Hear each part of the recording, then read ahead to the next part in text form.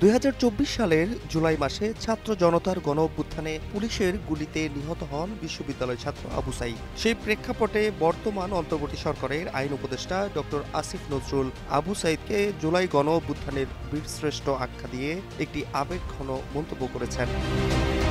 ২০২৪ সালের জুলাই মাসের শুরুতে সরকার বিরোধী ছাত্র আন্দোলন গণ-অভ্যুত্থানের রূপ নেয়। এরই অংশ হিসেবে পুলিশ ও বিক্ষোভকারীদের মধ্যে সংঘর্ষে গুলিবিদ্ধ হয়ে নিহত হন আবু সাঈদ। এই ঘটনার বিচার ও এর পেছনের উদ্দেশ্য নিয়ে নানা আলোচনা চলছিল।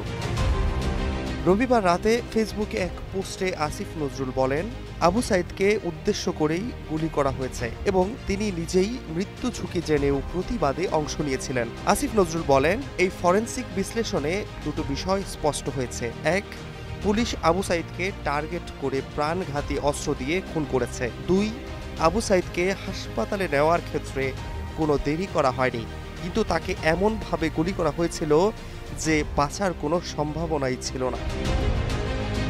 এই পোস্টের আগেই আসিফ নজরুল কোটা ইস্যু নিয়ে আরেকটি পোস্ট করেন। সেখানে তিনি ২০১০ সালের কথা উল্লেখ করে লেখেন, ২৮তম বিসিএস পরীক্ষার ফল প্রকাশের পর বিশ্ববিদ্যালয়ের মেধাবী ছাত্রছাত্রীরা কোটার কারণে সরকারি চাকরি থেকে বঞ্চিত হয়ে আমার বাসায় এসেছিল। এর কয়েকদিন পর ২৫ জুন ২০১০ সালে প্রথম আলোতে কোটা বনাম মেধা শিরোনামে আমার প্রথম কলাম ছাপা হয়।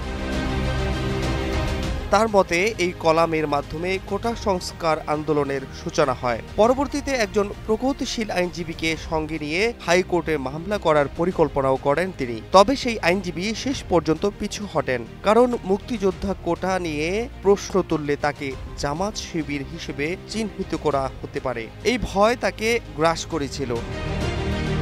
পোস্টের শেষাংশে তিনি বলেন, জুলাই গণ-অভ্যুত্থানে আত্মদানকারী ছাত্র জনতার অবিনশ্বর অবদানের সাথে সাথে এই সময়ে স্মরণ করি এই আন্দোলনের সূচনা লগ্নের তরুণদের, যারা ২০১০ সালেই কোটা সংস্কারের প্রথম স্লোগান তুলেছিল। Fahad Shahriar, news desk, global television.